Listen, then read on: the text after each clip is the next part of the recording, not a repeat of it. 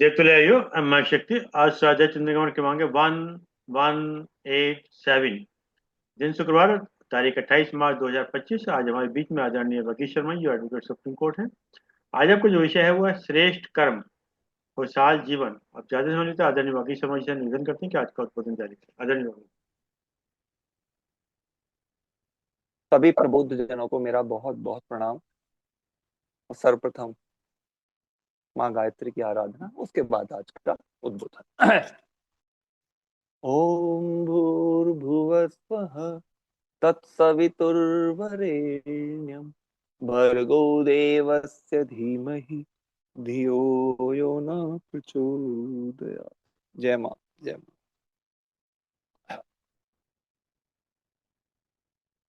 व्यक्ति के जो कर्म हैं उनकी एक निश्चित शैली होती है, जिसके आधार पर उसकी आदतें बनती हैं। As a matter of fact, आदतें वो यादें हैं जिन्हें ना आदमी छोड़ सकता है, और पुट इट लाइक दैट, ना वो उन्हें छोड़ना चाहता है। और जो बुरी आदतें हैं उन्हें तो छोड़ना बिल्कुल भी बहुत आसान नहीं है, और बुरे कर्मों को तो छोड़ना बहुत ही मुश्किल है। क्योंकि कर्म हमारे मन मस्तिष्क को इस लेवल तक ले जाते हैं कि जहां से हमारे जो पूर्व संस्कार हैं उनको वो ओवर पावर कर लेते हैं। और पूर्व संस्कार, हालांकि हमारे पूर्व संस्कार हमारे कर्मों को डिक्टेट करने की कोशिश करते हैं और उन्हें सही तरफ ले जाना चाहते हैं, लेकिन फिर भी कुछ ना कुछ 19-21 होता रहता है। अब सवाल यह है कि कर्मों को बेहतर कैसे बनाया जाए। भारतीय परंपरा में धर्म के माध्यम से हम अपने कर्मों को और अपने जीवन को बेहतर बना सकते हैं, क्योंकि धर्म के माध्यम से ही यह संभव हो सकता है। भारतीय परंपरा में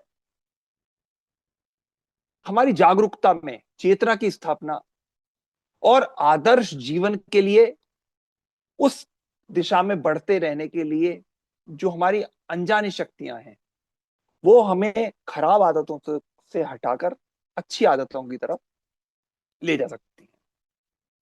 और इसके लिए हमें अपने परमानंद का यदि हम अनुसरण करेंगे तो निश्चित रूप से हमारा जो परमानंद है वो हमें उस पथ पर आगे बढ़ाएगा, उस पथ पर ले जाएगा जिसके लिए हमारी उत्पत्ति हुई है, या जिसके लिए हम जा रहे हैं, या फिर हमारा जो जीवन है वो जिसके लिए चल रहा है। आज का जो ये वर्तमान समय है बहुत तनावपूर्ण जीवन है। इसमें सबसे ज्यादा महत्वपूर्ण जो बात है वो ये है कि हम अपने आप को सुरक्षित कैसे महसूस करें। यही वो एक एहसास है जो हम सबको अपने शरीर और मस्तिष्क में रखता है, और हमारी जो कार्य प्रणाली है इसी सब के साथ आगे चलती है। तकनीक के इस युग में हम इतनी अजीब अजीब खबरें सुनते हैं कि हमारा दिमाग हमेशा से हर खतरे के प्रति सचेत करता रहता है, चाहे वो वास्तव में हो या ना हो, चाहे वो हमारा भ्रम ही हो। मन सहज नहीं हो पाता। असल में हमारा दिमाग जिन मानसिक तनाव के बीच में रहता है, या जिस शारीरिक उद्वेलों के बीच में जीता है, या जिनको वो कंट्रोल करता है, वो एक अजीब तरह की प्रतिक्रिया देता है। अब आप देखिए, आज दिन में थाईलैंड में और म्यांमार में जबरदस्त भूकंप आया, और बड़ा, मतलब वो देखने में भी जो वहां के चित्र आ रहे हैं, जो वीडियो आ रहे हैं, वो इतने हैं कि आदमी हिल जाए।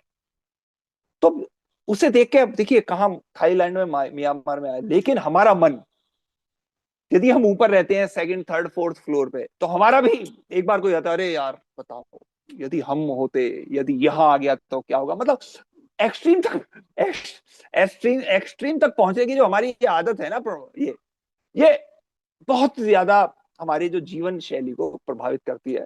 और जहां एक बार मन में ये बातें आ जाती हैं तो वो बड़े आराम से घर कर जाती हैं। इन सब चीजों के लिए और इन सब बातों को ध्यान में रखते हुए हमें अपने कर्मों का इस तरह से पालन करना चाहिए, कर्मों को इस तरह से जीना चाहिए कि जिससे कि हमारा जीवन खुशहाल रहे।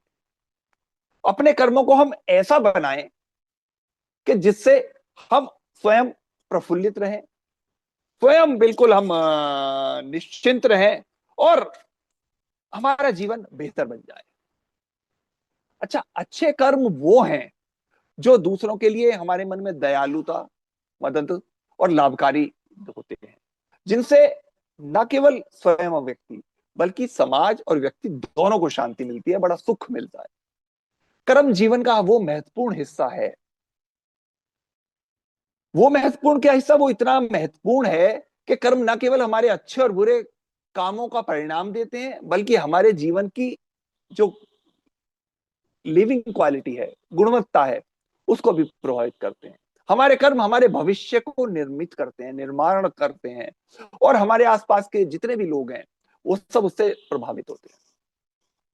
और देखिए, गीता गीता के मुताबिक कर्म का मतलब है ईश्वर को प्राप्त करने के लिए निश्चयात्मक बुद्धि के साथ किया गया काम।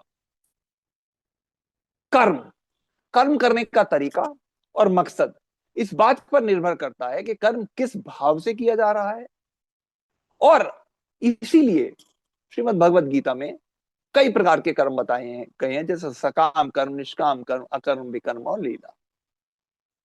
और गीता जी इसीलिए कर्म प्रधान समाज के लिए या अच्छे कर्म करने के लिए व्यक्ति को प्रेरित करती है, क्योंकि जो कर्म करने का तरीका है वो काफी हद तक निर्भर करता है कि क्या कर्म किया जा रहा है। जैसे कर्म निष्काम भाव से करना चाहिए, कर्म में कोई आसक्ति नहीं होनी चाहिए, कर्म फल में भी आसक्ति नहीं होनी चाहिए। कर्म फल में कोई भी कर्म करने से पहले उस कर्म को करना आवश्यक है, और कर्म करते समय हमारी इंद्रियां, मन और बुद्धि नियंत्रित रहनी चाहिए। अच्छे कर्म जितने भी हैं, अच्छे कर्म करके हम अपने जीवन को सुख में और सफल बना सकते हैं। तो कर्म नियत, कर्मों की जो नियत है वो बताती है कि वो अच्छा है या बुरा है। मतलब आप जिस इंटेंशन के साथ अपना कर्म कर रहे हैं, वो इंटेंशन ही ये डिसाइड करेगी कि किस श्रेणी में आएगा। जैसे कि यदि आप किसी की जान बचाने के लिए झूठ बोल रहे हैं, तो वो झूठ बुरे कर्म की श्रेणी में नहीं आएगा, क्योंकि आपकी नीयत तो साफ थी। लेकिन अगर आप किसी का धन लूटने, उसे नीचे दिखाने, उसे बदनाम करने या किसी और गलत नियत से कर्म कर रहे हैं या झूठ बोल रहे हैं, तो वो आपके तुरंत कर्म आपके खराब हो जाएंगे। और कर्मों के बारे में बहुत ज्यादा भी क्या कहें, क्योंकि निस्वार्थ हो जाना, निस्वार्थ होकर ही आप कर्म करेंगे तो निश्चित रूप से आपका जो जीवन शैली है वो उसमें एक अलग गुणवत्ता आ जाती है। क्योंकि निस्वार्थ हो जाना एक महत्वपूर्ण गुण है जो हमारे अच्छे कर्म के लिए, अच्छे कर्म में हमारे मदद करता है। जब हम किसी कार्य को निस्वार्थ भाव से करते हैं तो हमारे कर्म की परिणाम भी अच्छा होता है, और इसके साथ ही साथ हमारी आत्मा में भी एक अजीब शांति और परम संतोष का अनुभव होता है। और इस भावना से हम दूसरे की मदद करने के अवसर भी पा लेते हैं, और साथ ही साथ दूसरे व्यक्ति को इस तरह के सत्कर्म करने के लिए प्रेरित भी कर लेते हैं। अच्छा, कर्म को बेहतर बनाने का एक और तरीका है ध्यान या अभ्यास। ध्यान से हम अपने मन को शांत कर लेते हैं, और ये आप तय मानिए, आप सभी लोग ज्ञानी हैं कि शांत मन हमें अच्छे निर्णय लेने में मदद करता है। शांत मन हमें अपने कार्यों को सही तरीके से करने के लिए प्रतिबद्ध करता है।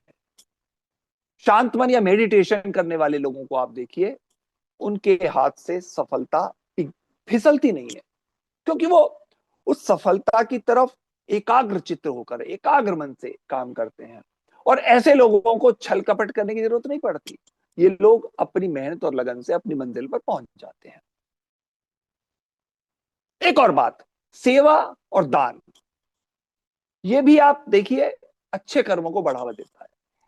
सपोज आपकी जेब में 100 रुपए हैं, कोई भूखा या कोई ऐसा दीनहीन व्यक्ति 5 रुपए रोटी खाने के लिए मांगे और आप भविष्य का सोचकर उसे पैसे ना दें कि 5 रुपए तो मैं अपनी बचत में रखूंगा, बचत में कैसे ये होगा, वो होगा, ये होगा, ये होगा, तो आप सोचिए इससे क्या होगा। इससे आपका कर्म चाहे खराब हो या ना हो, लेकिन आपकी मानसिक जो सोच है उस पर वो आप सोचते सोचते जरूर नीचे चली जाएगी। और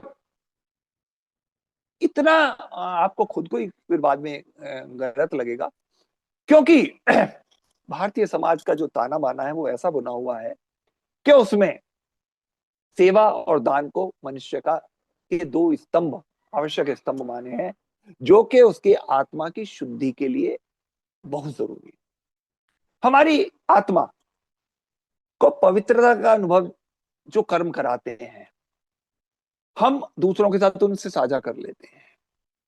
और ये बात तय मानिए, सेवा और दान के अवसर हमें जब जब मिलते हैं वो हमें अच्छे अवसर के रूप में मिलते हैं, और हमारे कर्म उसी श्रेणी में आगे चलते रहते हैं। दूसरों की मदद करना, और चाहे वो चाहे पैसे से हो, कपड़े से हो, रोटी से हो, खाने से हो, चाहे वो उसको आश्रय देने से हो, या चाहे उसे पढ़ाने से हो, किसी भी तरह से मदद हो, ये एक ऐसा कर्म है जो आपके जीवन को बेहतर बनाता है। दूसरों के प्रति सम्मान, दूसरे के प्रति स्नेह, और उसके दुख में भागी बनना, ये एक ऐसा कर्म है कि जो आपको, जिसकी आपने सहायता करी है, न केवल उसको संतोष और सुख देगा, बल्कि आपको भी जो मानसिक और शांति मिलेगी, सुख का अनुभव आप करेंगे, वो बिल्कुल। दूसरों की सेवा और जरूरतमंदों को दान, इसके साथ साथ आपको अपने जीवन में ईमानदार होना और कोशिश करना कि आप सदा सच का साथ दें, सच बोलें, ये भी एक बहुत जरूरी है। क्योंकि जो सच्चा और ईमानदार आदमी होता है उसको बहुत अधिक किसी भी काम के लिए मेहनत की जरूरत नहीं पड़ती, और वो अपने जीवन को बेहतर ही बना लेता है। किसी की भी गलती या किसी के भी त्रुटि को क्षमा कर देना, और उससे रिवेंज ले, मतलब बदला ना लेना, ये भी एक बहुत अच्छा आदत है। और ये एक ऐसा कर्म है जो निश्चित रूप से आपको उत्तरोत्तर आपके जीवन में बदलाव लाता है। जीवों को ना हत्या करना, ना उन्हें परेशान करना, ना उन्हें किसी तरह से नुकसान पहुंचाना, ये भी एक बहुत तोड़ता है। और इन सब के साथ साथ यदि हमारी सोच सकारात्मक है, तो ये न केवल हमें बल्कि सामने वाले को भी एक ऐसी सकारात्मक ऊर्जा देती है कि जो हमारे जीवन को बिल्कुल पलट देती है। ज्ञान प्राप्त करने की कोई उम्र नहीं होती, सीखने की कोई उम्र नहीं होती, इसलिए किसी भी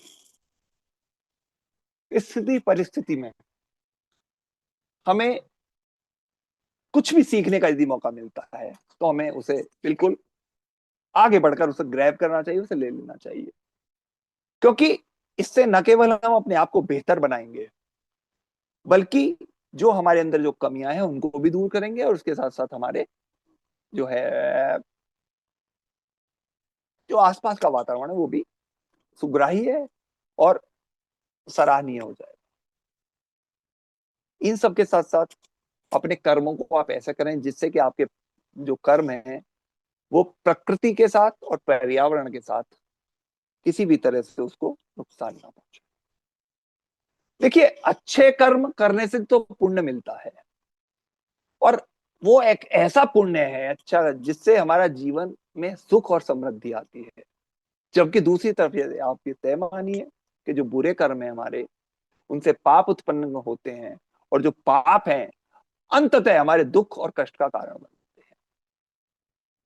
अकर्ता भाव से किया गया कोई भी अच्छा काम, अकर्ता भाव से किया गया कोई भी अच्छा काम सर्वोत्तम है, सर्वोत्तम कर्म है।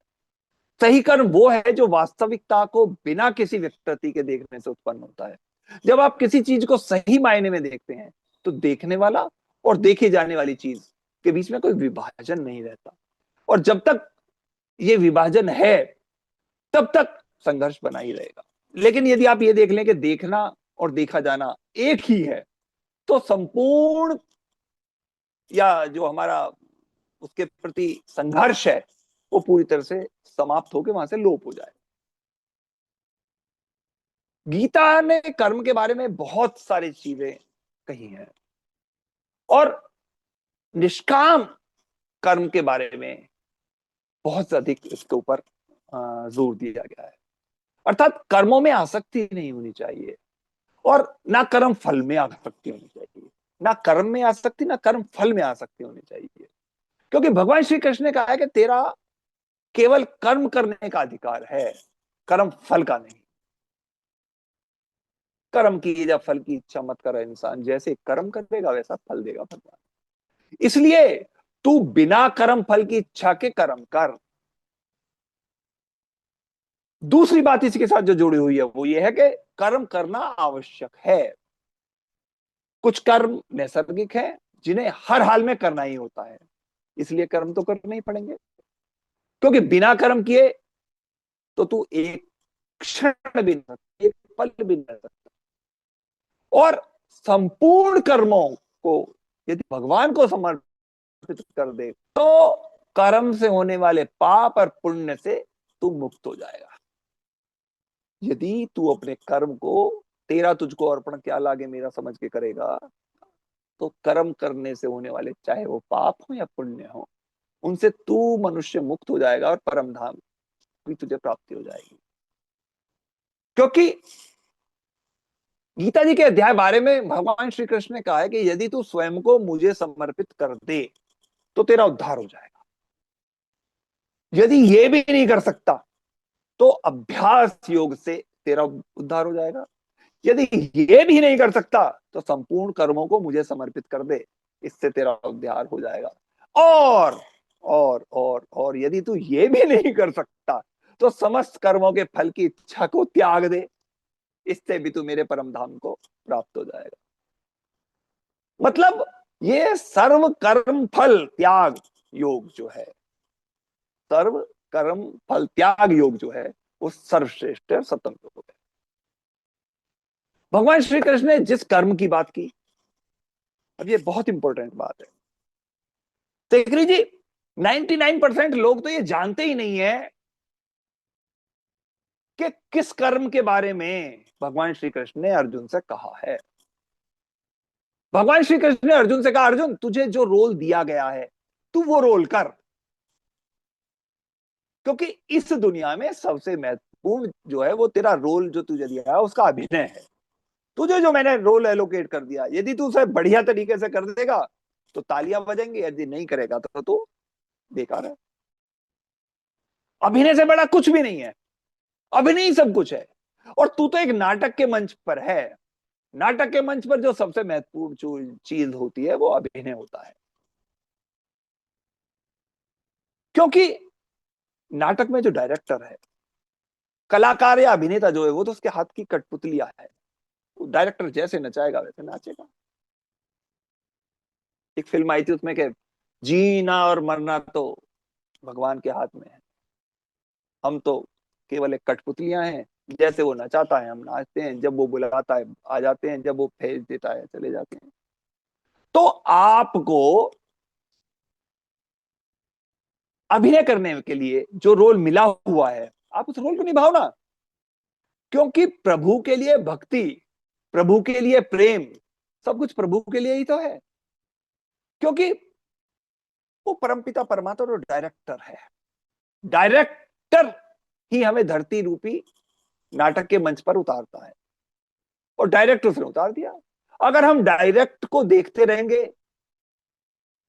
तो अभिनय नहीं कर पाएंगे। हाँ, डायरेक्टर को देखेंगे कि जैसे ये कह रहा है तो हम सब कुछ पा जाएंगे। और डायरेक्टर भी तभी खुश होता है जब हम अपने अभिनय में डूब जाते हैं, अपने अभिनय में खो जाते हैं और उस अभिनय को सुंदर तरीके से करते हैं। तो न केवल डायरेक्टर, बल्कि एक जो डायरेक्टर के ऊपर भी जो संस्था है या जो भी देश है, प्रदेश है, वो हमें न केवल हमारी तारीफ करता है, हमारी शान में कसीदे पढ़ता है, बल्कि हमें अवार्ड भी देता है, पुरस्कार भी मिलता है, और ये सर्वोपरि है। तो अगर हम परमात्मा से पुरस्कार या अवार्ड चाहते हैं, तो हमें अपने अभिनय को सही ढंग से डूब कर, टूट कर और शिद्दत के साथ करना पड़ेगा। और यही सबसे बड़ा कर्म है। कर्मयोग सर्वोच्च ईश्वर को प्राप्त करने का तरीका है। और कर्म को अनासक्ति भाव से या अनासक्ति भाव के बिना किसी लाभ की अपेक्षा के यदि आप कर रहे हैं, तो वही कर्म है, वही कर्मयोग है, और वही आपके लिए उपयुक्त है। क्योंकि आपके लिए जो उपयुक्त है वही आपको मिलेगा। आपको वही मिलता है जिसके आप हकदार होते हैं। आप जो भी बोते हैं उसे ही काटते हैं। प्रत्येक व्यक्ति अपने कर्मों और विचारों के लिए जिम्मेदार होता है। इसीलिए प्रत्येक व्यक्ति का कर्म इसी तरह से खुद का उत्तरदायित्व है। श्री कृष्ण ने कहा है कि कर्म के द्वारा भाग्य का निर्माण संभव है, क्योंकि प्रत्येक मनुष्य स्वतंत्र होकर अपने भाग्य का निर्माण करता है। वेदों में भी कहा गया है कि यदि कोई अच्छा कर्म करता है तो उसे अच्छाई प्राप्त होती है, अगर कोई बुराई कर्म करता है तो उसको बुराई ही प्राप्त होगी। और इस सब अपने कर्मों को देखने, भालने या जीवन में अपनाने या जीवन में संतुष्टि पाने के लिए यह भी जानना जरूरी है कि भगवान निष्पक्ष है। भगवान श्री कृष्ण ने कर्म के रूप को समझाते हुए कहा कि ईश्वर बिना किसी कारण के किसी को कष्ट नहीं पहुंचाता, और ना ही वो बिना किसी कारण के किसी को खुश करता है। ईश्वर बहुत निष्पक्ष है। वो आपको वही देता है जिसके लिए आप योग्य हैं, जिसके आप योग्य हैं। और गीता जी ने अपने कर्मों को बेहतर बनाने के लिए, जीवन को खुश रखने के लिए जो बात कहा है वो बड़ी स्पष्ट है कि वही कर्म करने चाहिए जो आपको या किसी अन्य को, जो भी व्यक्ति हो या समाज को, सभी के लिए अच्छे हों और शुभ हों। फॉर एग्जाम्पल, कोई भी कर्म बुद्धि, विवेक और उचित समझ के ऊपर ही आधारित होना चाहिए। और इसका कारण यह है कि जब कर्म बुद्धि, उचित समझ पर आधारित नहीं होगा, तो जो कर्म क्रिया बिना किसी दिशा के वाली गति बन जाएगी, और वो कहीं भी किसी भी दिशा में भटक के चली जाएगी। आप चाहे कितना ही उसे संभालने की कोशिश करोगे, यदि आपने बुद्धि का या अपनी समझ का सही इस्तेमाल नहीं किया, तो वो सही कर्म नहीं होगा, वो अपभ्रंश हो जाएगा। इस संसार में कोई भी ऐसा व्यक्ति नहीं है जो कर्म से मुक्त हो। इसलिए कर्म को कर्तव्य समझकर करना चाहिए। और इसका ये कारण है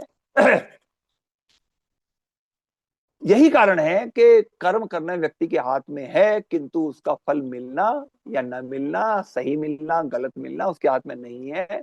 अतः अतः कर्तव्य समझकर सर्वदा अपना कर्म करते रहिए। फल की आशा मत कीजिए, क्योंकि फल के प्रति यदि आपका लगाव हो जाएगा तो आपका कर्म भी समाप्त हो जाएगा। कर्मण्येवाधिकारस्ते मा फलेषु कदाचन।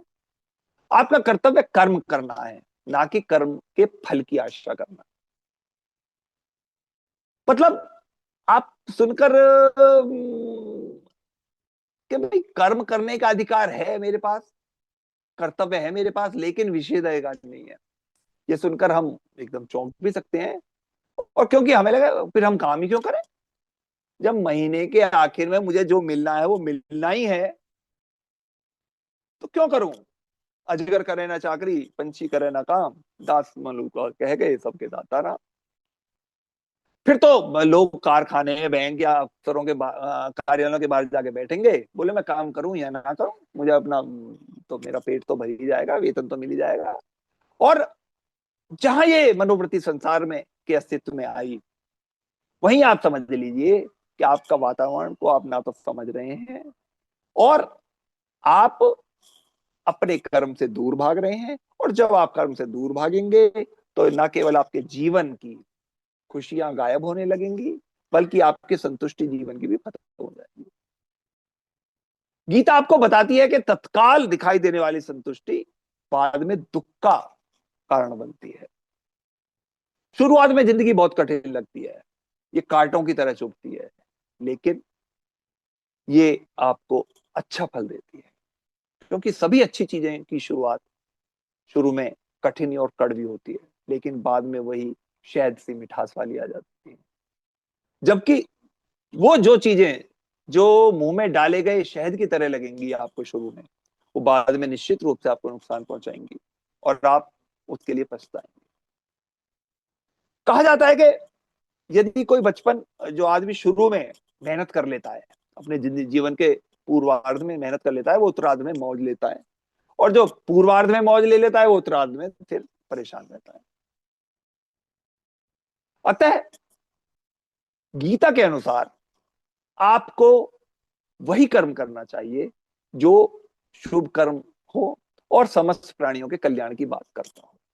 उन्हें हानि पहुंचाने के बारे में आपको बिल्कुल भी ऐसा नहीं सोचना चाहिए, क्योंकि कर्म और खुशहाल जीवन, इनका एक ऐसा संबंध है कि जिसके दोनों को आप अलग नहीं कर सकते। खुशहाल जीने के लिए आपकी सकारात्मक सोच, स्वस्थ संबंध, शारीरिक और मानसिक स्वास्थ्य और जीवन में आनंद, इन सब चीजों को छोटी छोटी बातों से, छोटी छोटी बातों में, छोटे छोटे कर्मों में सोचना पड़ेगा। अब देखिए, सकारात्मक सोच है, हमेशा सकारात्मक दृष्टिकोण यदि आप रखेंगे, जीवन में अच्छी अच्छी बातों पर ध्यान देंगे, तो निश्चित रूप से आपके मानसिक रूप से भी आपकी उत्तरोत्तर वृद्धि होगी, आपको सुकून और शांति भी मिलेगी, और आपका जीवन सुग्राह्य हो जाएगा। और जब सुग्राह्य संबंध सोच होगी आपकी, तो आपका परिवार, आपका दोस्त, आपका समुदाय के बीच में आपके संबंध मधुर बनेंगे और वो लंबे चलेंगे, क्योंकि लंबे संबंध तभी तक चलते हैं जब आपकी सोच सकारात्मक है और आप परिपक्व हैं, आपकी आप कोई हल्की बात नहीं करते। और जब आपका शारीरिक ये संबंध अच्छे रहेंगे, तो आप नियमित रूप से आप स्वस्थ भी रहेंगे, आपकी भोजन भजन की भी समस्या खत्म हो रह जाएगी, और आप पर्याप्त जिंदगी अच्छी तरह रहेंगे, क्योंकि इन सब के पीछे का जो कारण है वो है आपके मानसिक स्वास्थ्य। मानसिक स्वास्थ्य के ऊपर नियंत्रण करना या उसको कंट्रोल रखना एक बहुत बहुत बहुत आवश्यक है, क्योंकि मानसिक स्वास्थ्य से ही आपका तनाव को आप प्रबंधित कर सकते हैं, और उसके लिए आप ध्यान करें, अपने आप को व्यस्त रखें सकारात्मक सोच के साथ, उल्टी सीधी बातों में के बीच में ना रहें, और अपनी भावनाओं को व्यक्त करें। खुशी आपको जिन चीजों से मिलती है, खुशी आपको जिन चीजों से मिलती है, उन नई चीजों को सीखें। आपके जो शौक हैं उनको आप जिंदा रखें, और उन शौकों को जिंदा रखने के लिए आपको धीरे धीरे धीरे अपनी भी मदद करनी है और दूसरों को भी मदद करनी है। और इन सब के लिए जब आप किसी से कुछ लेते हैं, कुछ पाते हैं, कुछ सीखते हैं, कुछ करते हैं, तो उसका आभार यदि आप व्यक्त करते हैं, आप किसी भी चीज के लिए यदि आप उससे कहते हैं मैं आपका बहुत बहुत आभारी हूं, तो आप ये तय मानिए कि इससे, इस तरह के जो कर्म है, इनसे आपकी जिंदगी खुशहाल होगी। आप जिनके साथ हैं, जिनके पास है, जिनके लिए हैं, जिनके आसपास हैं, उनके लिए आप आभारी रहें। आप अपने लिए किसी भी तरह की दुविधा में ना रहें। आप एक ऐसा लक्ष्य लेकर चलें कि जिसको निर्धारित करना भी आसान हो और जिसको प्राप्त करना भी आसान हो, लेकिन उसको प्राप्त करने के लिए आपके जो प्रयास हैं वो निरंतर होने चाहिए, ईमानदारी से होने चाहिए और सकारात्मकता से पूर्ण होने चाहिए। और इन सब के साथ साथ आप समाज के लिए, परिवार के लिए, किसी के भी लिए आप अपने लिए भी समय जरूर निकालें, और जो चीजें आप पसंद करते हैं, जो चीजें में आपकी रुचि है, जिन चीजों में आपको आनंद आता है, उनका आनंद लें, पूरी तरह से मिल लें। चाहे वो प्राकृतिक रूप चीजें हो, चाहे वो आध्यात्मिक चीजें हो, चाहे वो सामाजिक चीजें हो, चाहे वो धार्मिक चीजें हो, चाहे वो इस तरह की सोशल एक्टिविटीज से मिलती जुलती है। आपको जो पसंद है, आपका जिसमें मन लगता है, आप उससे मन लगाकर करें। प्रकृति के साथ जुड़े। सुबह शाम प्रकृति, छत पर, यदि आप छत पे जा सकते हैं छत पे जाएं, सुबह सुबह आप देखिए, शाम के समय देखिए, पार्क के में घूमिए, टहलिए। क्योंकि आप जितना प्रकृति के साथ रहेंगे, जितना प्रकृति को समर्पित रहेंगे, आप उतना ही अच्छा जीवन अपना यापन कर सकेंगे। आपको न केवल इन सब चीजों के अलावा, बल्कि आप दूसरों के प्रति समर्पित रहें, दयालु रहें, दयावान रहें, और उनको की सहायता के लिए आप तत्पर रहें। यदि समाज में या परिवार में आपकी यह प्रकृति रहती है, तो ये आपको बहुत अधिक खुशहाल जिंदगी की द्योतक है। जीवन चलने का नाम है, जीवन है तो उतार चढ़ाव भी रहेंगे। अब देखिए ना, हार्ट बीट यदि आप है तो वो, यदि वो ब्लिंक नहीं कर रही है, यदि वो ऊपर नीचे नहीं हो रही है, तो इसका मतलब आप खत्म। इसलिए उतार चढ़ाव भी प्रकृति का नियम है। उतार चढ़ाव का सामना भी करें, और उनसे सकारात्मक सोचता के साथ सामना करें, और न केवल सामना करें बल्कि उनसे सीखें, उनसे सीखें। और जो छोटी छोटी बातें उनमें से आती हैं, उनको न केवल अपने जीवन में उतारें, बल्कि दूसरों को भी उससे लाभान्वित हो, दूसरे भी लाभान्वित हो, ऐसा कुछ करें। क्योंकि यदि आप नकारात्मक लोगों के बीच में, या परेशान लोगों के बीच में, या दीनहीन लोगों के बीच में, या बीमार लोगों के बीच में रहेंगे, तो आप थोड़े दिन बाद आपकी मानसिक स्थिति भी उन्हीं की तरह हो जाएगी। इसलिए सकारात्मक लोगों के साथ समय बिताएं, क्योंकि ये लोग न केवल आपको प्रेरित करते हैं अच्छे कर्म के लिए, बल्कि वाइस वर्सा है, आप उनको भी प्रेरित कर रहे हैं। लेकिन इन सब चीजों के साथ साथ आप जिस माहौल में रहते हैं, जिस कार्यालय में रहते हैं, जिस व्यवसाय में है, उसकी सीमाएं जाने, और उन सीमाओं में रहें, उन सीमाओं का अतिक्रमण ना करें। क्योंकि अतिक्रमण करने से आपकी ये अतिक्रमण करने का जो कर्म है, ये आपको आगे वाले जीवन में फिर खुशहाल बनाने में रुकावट पैदा कर देगा। किसी भी काम को किसी भी क्षण यदि करते हैं, तो उसके अंदर एक ऐसी सोच डेवलप करें, ऐसा कर्म डेवलप करें कि जिससे कि आप आनंदित हो, हर पल में जिए। हम जीवन में जो भी करते हैं खुशी पाने के लिए करते हैं, लेकिन दुर्भाग्य से खुश रहना कुछ लोगों को बहुत कैड़ा काम लगता है। हमें लगता है कि खुश रहने के लिए कुछ खास तरह के हालात होने चाहिए, तभी हम खुश रह सकते हैं। लेकिन फैक्ट ये है, ऐसा कुछ भी नहीं। जब आप बुनियादी रूप से खुश होते हैं, मतलब नैसर्गिक रूप से, सामान्य रूप से खुश होते हैं, जब आपको खुश रहने के लिए कुछ करना नहीं पड़ता, तो आपके जीवन का हर आयाम बदल जाएगा। आपके कर्म अपने आप से आपको उसी में आनंदित रहने की आदत डाल देंगे। आपके अनुभवों में खुद को व्यस्त रखने का और अपने आप को व्यक्त करने का, दोनों तरीकों में बदलाव आ जाएगा। और इससे होगा क्या? आपको आपकी भी और आपके आसपास की भी पूरी दुनिया बदली हुई लगेगी। आपका अब ना तो कोई निहित स्वार्थ होगा, चाहे आप कुछ भी करें या ना करें, चाहे आपको कुछ मिले या ना मिले, चाहे कुछ आपका हो या ना हो, आप स्वभाव से ही आनंद रहे। आप देखिए, कुछ लोगों को देखा है, मलंग है, मस्त है। पिछले दिनों मैंने आपसे बताया था, कुंभ में जाने का मेरा योग बना था। तो मेरा लोग, कुछ मिल रहा है तो ठीक है, ना मिल रहा है तो ठीक है, नहाना और आराम से बैठे हैं, भजन कर रहे हैं, बैठे हैं, सुबह देख रहे हैं। किसी ने कुछ दे दिया तो कोई दिक्कत नहीं, किसी ने नहीं दिया तो कोई दिक्कत नहीं, मिल गया तो ठीक, ना मिला तो ठीक। तो यदि आपकी जब आप अपने आप स्वभाव से खुश रहेंगे, तो आप जो भी करेंगे वो बिल्कुल अलग तरह का होगा।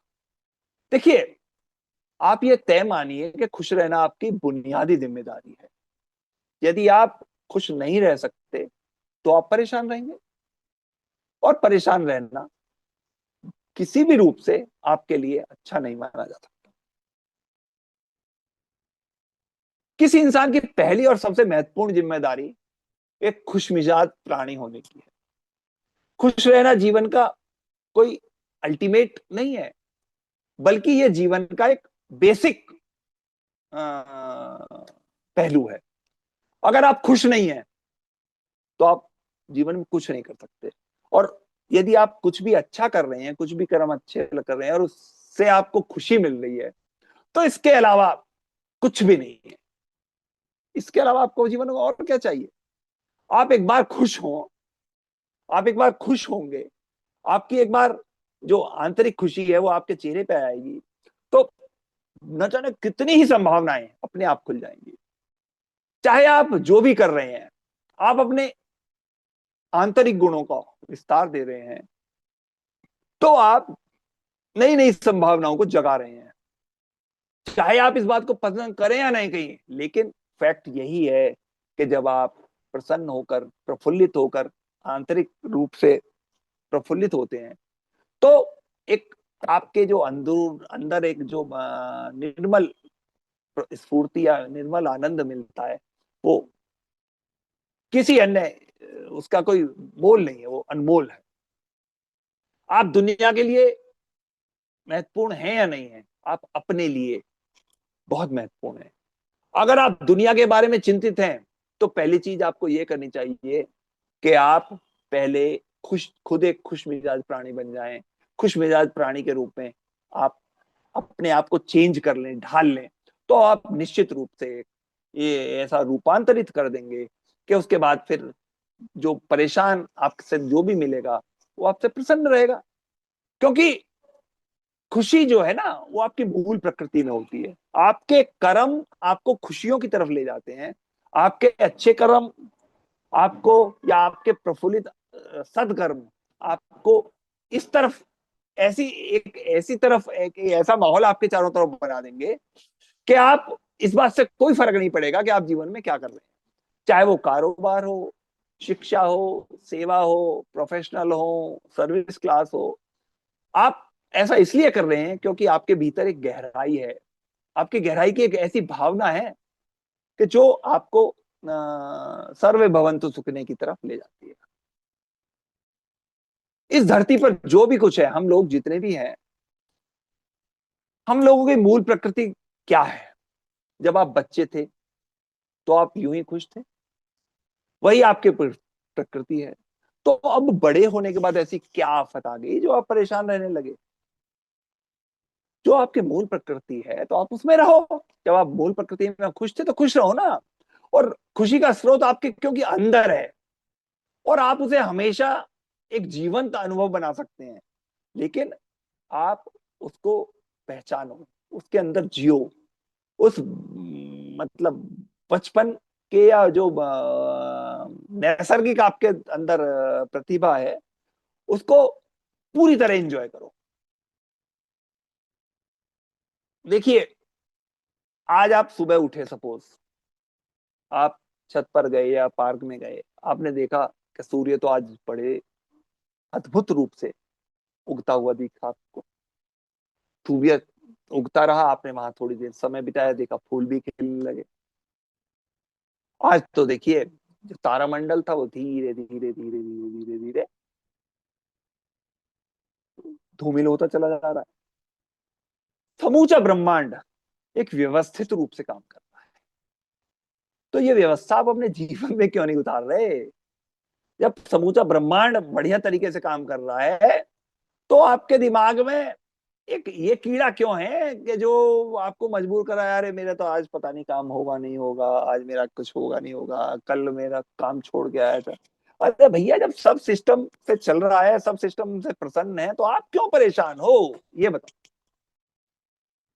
तो आप जिस भी दिन में आप चलते हैं, आप ये तो सोचो ही मत कि ये दिन खराब है, आज मेरा क्या होगा, मेरा काम बनेगा नहीं बनेगा। अरे भैया देखो, तुम प्रकृति से जाके तुम देखा, सूर्य, चाहे आंधी आए, तूफान आए, बारिश आए, कुछ भी आए, सूरज को तो अपना निकलना है। उसके निकलते ही सारा जो है, सूर्य का सारथी अरुण जब आता है, उस वो आते ही सारी रात की कालिमा को गायब कर देता है। उसके थोड़ा सा प्रकाश होते ही, लालिमा आते ही प्रकृति खिलने लगती है। सब लोग अपने काम से लग जाते हैं। तो कष्ट मुख्य रूप से हमें तब होता है जब हम इस जीवन के प्रति अपना नजरिया बदल देते हैं, नजरिया सही नहीं रख पाते। क्योंकि उस मनोवैज्ञानिक जो प्रक्रिया है ना, वो बड़ी जटिल है। या सीधे सीधे कहें तो हम अपनी रचना को, जो सृष्टा है उसकी सृष्टि से हम कोरिलेट नहीं कर पाते, और हम सृष्टि को महत्वपूर्ण बना देते हैं, सृष्टा को नहीं। ये सारी पीड़ा की बुनियाद जो है वो यही है कि हम इस बात को पूरी तरह समझ नहीं पाते कि हम इस जीवन में क्यों आए हैं, या हमारा जीवन रहने का क्या मायने है। हमारे दिमाग में आया हुआ कोई भी विचार या कोई भी मानसिक भावना ही हमारे अनुभव को से आती है, और वही आगे की हमारे जीवन की प्रकृति को तय करती है। ये भी हो सकता है कि आपके विचार या भावना आपके भीतर जीवन को एक हकीकत में परिणित कर दें, या ये भी हो सकता है कि उसका कोई आप हकीकत से लेना देना ना हो। लेकिन ये पूरी सृष्टि केवल आपके हिसाब से नहीं चलेगी, पूरी सृष्टि सृष्टि के हिसाब से चलेगी, सृष्टि के रचयिता के हिसाब से चलेगी। क्योंकि पूरी सृष्टि में बहुत कुछ बहुत अच्छे तरीके से घटित हो रहा है, लेकिन केवल आपका एक गलत विचार है, आपकी एक गलत सोच इसके अंदर कुछ भी नष्ट भ्रष्ट नहीं कर सकती। जिसे आप अपना मन कहते हैं ना, वास्तव में वो आपका नहीं है। आपका अपना कोई मन है ही नहीं। आप इस बात पर ध्यान दें कि जिसे आप अपना मन कहते हैं वो बस एक समाज का कूड़ेदान है, डस्टबिन है। कोई भी और हर कोई जो भी आपके पास से गुजरता है, वो आपके दिमाग में कुछ ना कुछ डालता चला जाता है। अब आप ये नहीं चुन सकते कि आपको कौन सी चीज ग्रहण करनी है और कौन सी नहीं करनी। आप तो बस सब कुछ ग्रैब करे जाते हो, ग्रैब करे जाते हो, ग्रैब से। अगर आप कहते हैं कि मुझे ये व्यक्ति पसंद नहीं है, तो आप किसी और से ज्यादा इंसान के बुरे बन जाएंगे। और आपके पास, आप उसे तो बदलने से रहे, आप खुद एक मानसिक एक कुंठा में आ जाएंगे, क्योंकि आपके पास उसका कोई चारा नहीं है। अगर आपको इस बात की जानकारी हो कि उसे ठीक करने का आपके पास कोई इलाज है, तो इस्तेमाल करो। और यदि आप इस्तेमाल नहीं कर सकते, तो ये जो वो आपके जो कूड़ेदान में आपके में डाली जा रही है, इसमें से उसको निकाल के फेंक दो। क्योंकि ये जो सारी ये जो चीजें या जो जो जानकारियों का ढेर आपने जमा कर लिया है ना, वो सिर्फ दुनिया में जीवित रहने के लिए उपयोगी है। आप कौन है और आपकी वास्तविक खुशी क्या है, इससे उसका कोई संबंध नहीं है। मन से, जब हम किसी आध्यात्मिक प्रक्रिया की बात करते हैं, तो हम मन से अपने अस्तित्व की ओर जाने की बात करते हैं। जीवन का संबंध इस सृष्टि से है, जो यहाँ मौजूद है उनसे है, और उसे पूरी तरह जानना, या उसके असली पूरे रूप में अनुभव करना, या उसे अपने मन मुताबिक ढाल लेना, यही जीवन है। और यदि आप इसमें सफल रहे, तो आपने बहुत अच्छा जीवन जिया। और यदि आपके कर्म या कोई ना कोई ऐसी दिक्कत है आपके साथ, तो फिर आप ये तय मानिए कि आप उस मामले में मिसफिट हो गए। कष्ट हम पे बरसाया नहीं जाता, हम उसे पैदा कर लेते हैं, और उसे बनाने वाला कारखाना हमारे मन में है। तो इसलिए आप इस कारखाने को बंद करो, इस कूड़ेदान में लोगों की जो उल्टी सीधी बातें इन्हें डालना बंद करो। यदि आप इसमें सफल हो गए, तो आप सब कुछ सफल हो गए। आज हम इतने जोर शोर से, पब्लिक है खुशी की तलाश कर रही है, धरती का जीवन ही खतरे में पड़ गया है। देखिए ना, खुशी की तलाश में मत रहिए जी। दुनिया में खुशी आपके अंदर है, उसकी अभिव्यक्ति आपके अंदर है। अगर आप मुड़कर अपने जीवन को देखेंगे, तो आप देखेंगे कि जीवन के खूबसूरत पल वो थे जब आप खुशी में जी रहे थे, खुशी को अभिव्यक्त कर रहे थे, ना कि वो जब आप इसकी तलाश में थे। जो आप बचाते हैं वो कभी आपका गुण नहीं होता, जो आप फैलाते हैं, जो आप बिखेरते हैं, वो आपका गुण है। आप जीवन के जो जो खुशी के पहलू हैं, उन्हें बचा के मत रखो, उन्हें बांटो, मस्त रहो। लेकिन अगर आप हर दिन अपनी खुशी और प्यार को फैलाएंगे, तो लोग कहेंगे अरे यार क्या मस्त आदमी है, देखो कितना खुशमिजाज आदमी है, कितना प्यारा आदमी है। सुबह सुबह जब आप उठते हैं तो सबसे पहली चीज जो आपको करनी चाहिए, सबसे पहली जो कर्म है वो आपका है कि आपको मुस्कुराइए। किस पर? किसी पर नहीं, क्योंकि आप जगे, ये कोई छोटी बात नहीं है। लाखों लोग जो कल रात सोए थे आज सुबह नहीं उठे, मगर आप वो हैं एक खुशकिस्मत जो आप उठे हैं। एक बढ़िया बात नहीं है सर आप? इसलिए अपने जगने पर मुस्कुराइए। इसके बाद आप आसपास देखिए, अगर कोई है तो उन्हें देखकर मुस्कुराइए। बहुत सारे लोगों के साथ यदि ऐसा होता है कि अगर उनका कोई प्रियजन सुबह नहीं जगा, बहुत सारे लोगों के साथ ये हुआ है, तो जो लोग आपके प्रियजन आपके आसपास हैं वो भी जगे, आप भी जगे, तो मुस्कुराइए, देखिए कितना अच्छा दिन है ना? फिर बाहर जाइए, पेड़ों को देखिए, प्रकृति को देखिए, उस चीज को देखिए जो पिछली रात भी थी और अब भी है, जो नष्ट नहीं हुई। बहुत से लोगों को ये अजीब लग सकता है, लेकिन आपको इसका महत्व तब पता चलेगा जब कोई प्रियजन सुबह नहीं उठेगा, और इसका इंतजार करना पड़ेगा। खुद को बहुत से लोगों में ये सब भूलने में थोड़ी देर लगती है, और जल्दी ही उनका दिमाग किसी ना किसी और नई उत्पाद की तरफ चला जाता है।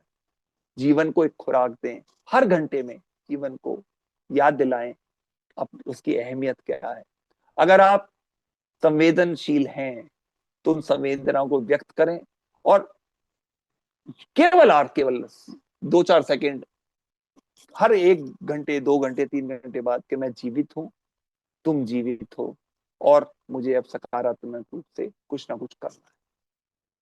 वर्तमान में आपके जीवन की गुणवत्ता आपके कपड़ों से तय नहीं होती जो आपने पहने हुए हैं, वो आपकी शैक्षिक योग्यताएं, परिवार के प्रति आपकी स्थिति, या आपकी पारिवारिक स्थिति, या आपके बैंक बैलेंस से तय नहीं होती।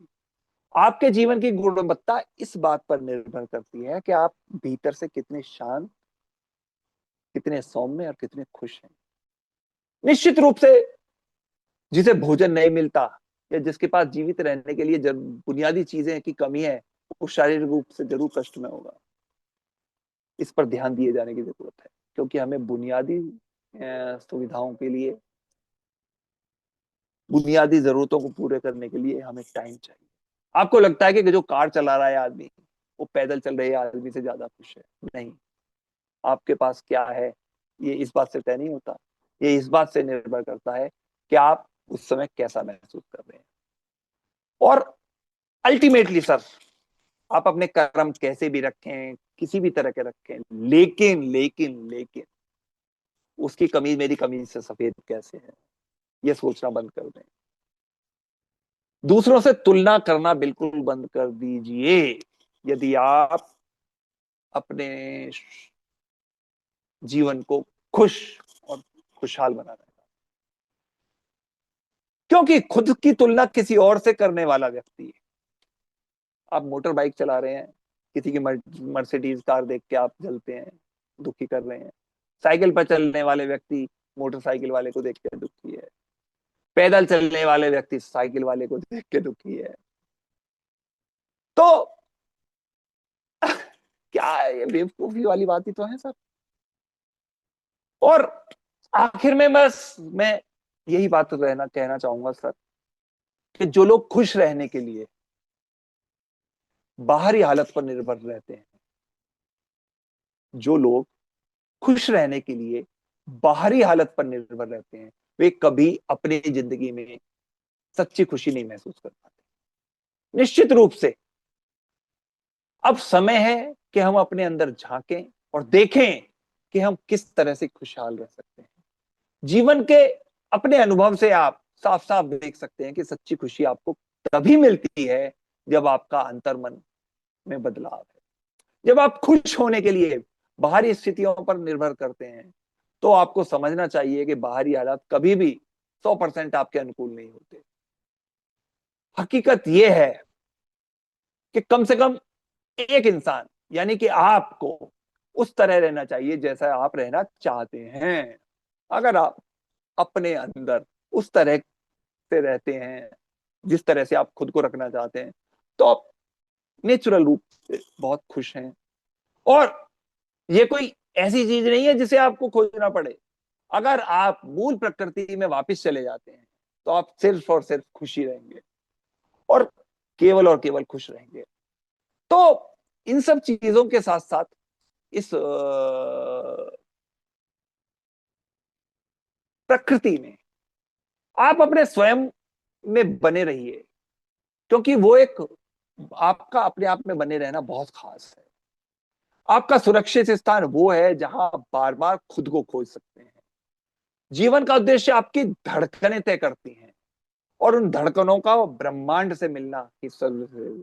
यदि आपके सामने एक सीधा और सरल रास्ता है तो समझ जाएं कि आपका वास्तविक मार्ग नहीं है, क्योंकि जो मार्ग आपके लिए है, प्रत्येक कदम पर आप बनाते हैं, वही आपका अस्तित्व है। आपका अस्तित्व आपके हाथ में है। आपका विकास अनजान शक्तियों के बीच में है, और अनजान शक्तियां जहां हैं उस जगह कोई नहीं पहुंच सकता।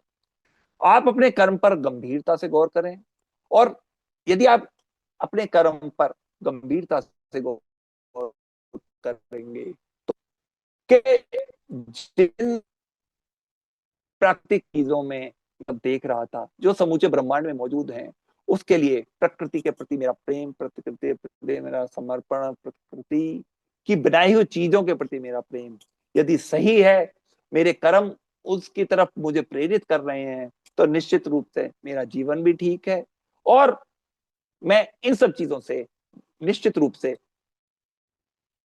श्रेष्ठ कर्म के द्वारा ही अपने खुशहाल जीवन की तरफ बढ़ जाऊंगा। आपका बहुत बहुत धन्यवाद। प्रणाम। बहुत बहुत धन्यवाद आदरणीय वागीश जी। हमेशा की बात ही, आपको कोई भी सब्जेक्ट दे दिया जाए, और सुंदर विचार रखते हैं आप हमेशा। सभी लोग अनम्यूट हैं, अगर किसी की कोई जिज्ञासा बनती तो पूछ लीजिए, वरना एक ऐसे के साथ दो सब धन्यवाद कर देंगे। वैसे आपने इतना बढ़िया समझा दिया कि आपको जिज्ञासा बनेगी नहीं मेरे ख्याल से। चलिए शेखी साहब, धन्यवाद दीजिए और क्या। सर्वप्रथम धन्यवाद आदरणीय अनुज शर्मा जी का, आपने मुझे अवसर दिया। आज आदरणीय वागीश शर्मा जी ने बहुत ही इम्पोर्टेंट टॉपिक चुना, जो कि था श्रेष्ठ कर्म। वाकई जो मनुष्य योनि है, इसमें बिना कर्म के रह नहीं सकता, और श्रेष्ठ कर्म करके वो परमात्मा की प्राप्ति कर सकता है। और श्रेष्ठ कर्म करने के लिए आपने कई बिंदुओं पर कवर किया कि जो हमारे कर्म होते हैं, अगर वो निष्काम होंगे, जो निष्काम होंगे, तो नेचुरली वो श्रेष्ठ कर्म ही होंगे। और आपने और भी बिंदु कवर किया कि जो हमारे को रोल मिला हुआ है, जो परमात्मा ने हमको रोल दिया है, अगर हम उस रोल को सिंसियरिटी से करेंगे तो वो एक सफलता की तरफ जाएगा। हमें फल की आशा नहीं करनी, वो अपने आप ही अपने डेस्टिनेशन पर पहुंच जाएगा। और बल्कि ये भी आपने बताया कि मेरे शेष कर्म करने के लिए हमें एक तो प्रेजेंट अवस्था में रहना चाहिए, और उसके अलावा हमारे मन को शांत रहना चाहिए, मन को शांत रखना चाहिए। मन अगर शांत है तो शेष कर्म कर पाएगा, क्योंकि कंट्रोल आपके हाथ में होगा। उसके अलावा आपने ये भी बताया कि मनुष्य का स्वभाव ही खुश रहना है, जो कि परमात्मा ने उसको दिया है। तो हमने उसको गलत कर्मों करके बिगाड़ा हुआ है, उससे बचना चाहिए। और जो हमारे को उद्देश्य मिला हुआ है, हम उस उद्देश्य की तरफ बढ़ता रहना चाहिए। और आज के उद्बोधन के लिए वागीश शर्मा जी ने जो बिंदु बताए हैं, हम पूरी कोशिश करेंगे उन पर अमल करें, और अपने कर्मों को श्रेष्ठ बनाएं। और हम भी उस लक्ष्य उद्बोधन के लिए श्री वागीश शर्मा जी का बहुत बहुत धन्यवाद। चौधरी साहब भी आ गए हैं बीच में, दो वचन आशीर्वचन चौधरी साहब के भी मिल जाएं। तो सर दीजिए, आप दीजिए सर, मांग रहे हैं वो। आज तो हम मांगने वाले हैं, भागीरथ जी आपसे सुनने वाले हैं। हम देने वाले नहीं है। सर नहीं। जरूर तो काला वागीश जी, हम्म। जी ये सर। हम प्रणाम वागदान गुरु कर जी। रहे हैं, प्रणाम वागीश गुरु हैं, जी। वागदान कर रहे हैं। नमस्कार। और जो कर्मों का फल है वो इकट्ठा होता रहता है कि हाथों हाथ मिलता रहता है, और जो हम भोग रहे हैं ये अभी इसी जन्म के कर्म है कि पिछले जन्मों का फल है? गुरु जी ये तो गीता ही क्योंकि कहती है कहना छोड़ कर्मों छोड़ के दो। हाँ, तो कर्म कर्म करता चल, वो मैं अपने आप देखता रहूंगा। तो अब ये तो अभी वो अंडा पहले आया मुर्गी पहले आई, ये तो इशू अभी तक सॉल्व ही नहीं हो पाया। जो कर्मों की गति बड़ी गहन है। बस बस बस बस, संत कर्मों की कबीर गति नहीं आ कहते रही। हैं हाँ, कि कर्मों की जहां गति नहीं आ ये रही। जीरा पग धरे, जहां ये जीरा पग धरे कर्म बराबर साथ, जो है किया कर्म चले अविचल साथ। जैसे बिल्कुल गाय असंख्य गायों में से बछड़ा अपनी माँ को पहचान लेता है, ऐसी कर्म करने वाला किसी भी जगह पहुंचे, चाहे लंदन में जन्म ले ले, क्योंकि मन तो साथ है, मन को ही जन्म होता है। तो मन में जो इकट्ठे किए कर्म गए हैं वो साथ में, तो वो संग मिला है। तो इसलिए जो है काया खेत किसान मन, ये काया जो है ये खेत है, मन किसान है। जैसे बीज डालता है वैसा ही फल मिल जाता है उसको, नहीं? तो बिल्कुल उससे तो कोई मतलब मुक्त हो ही नहीं सकता, देर में मिले चाहे आज मिले, पर मिलता जरूर, बेशक सत्य है। बढ़िया बढ़िया टॉपिक आप छांटते हैं भाई भगीश जी, धन्यवाद जी। साहब, चलिए साहब, बहुत बहुत धन्यवाद साहब, बहुत बहुत कर्म धन्यवाद साहब। की गति गहन है, इसको तो कृष्ण भगवान भी समझा नहीं पाए। जी अरविंद भाई साहब, सभी लोगों का बहुत बहुत धन्यवाद, और विशेष रूप से वागी शर्मा जी का बहुत बहुत धन्यवाद कि आपने समय निकाल के समय दिया। और जैसे कि एक विचार के साथ तो 3 बार ओम के साथ अपनी बात को समाप्त करते हैं। आज का विचार बड़ा जबरदस्त है, बड़ा गहन है, बड़ा सुनने लायक है, छोटा सा ही है। मत कर तमन्ना किसी को पाने की, मत कर तमन्ना किसी को पाने की, बड़ी बेदर्द निगाहें हैं इस जमाने की। आहा, वही बात वाह वाह वाह वाह, शर्मा जी कमाल। सुभान अल्लाह। मत कर तमन्ना किसी को पाने की, बड़ी बेदर्द निगाहें इस जमाने की। तू खुद को बना काबिल, तो खुद को बना काबिल, इस कदर की तमन्ना रखे लोग तुझे पाने की। आहा, क्या बहुत बात है। सुंदर, राइट।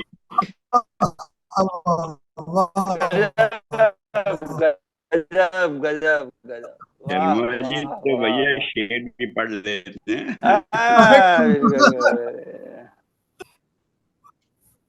खुद को बना काबिल, इस कदर बहुत की अच्छे सर, तमन्ना गजब रखे लोग गजब। तुझे पाने की।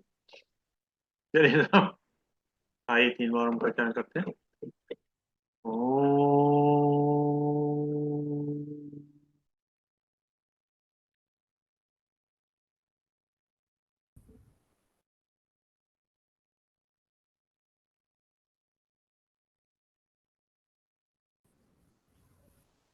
स्टिल हो गए अभी नहीं जी। ओ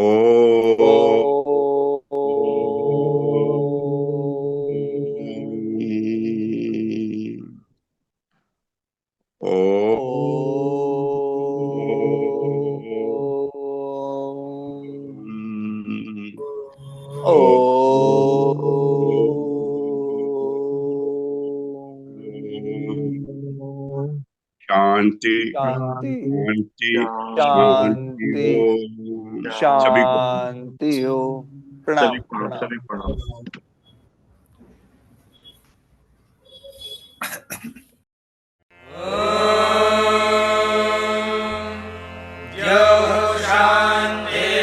शान्तिरन्तरिक्षं शान्तिः पृथिवी शान्तिरापः शान्तिरोषधयः शान्तिः वनस्पतयः शान्तिर्विश्वे देवाः शान्तिर्ब्रह्म शान्तिः सर्वं शान्तिः शान्तिरेव शान्तिः सा मा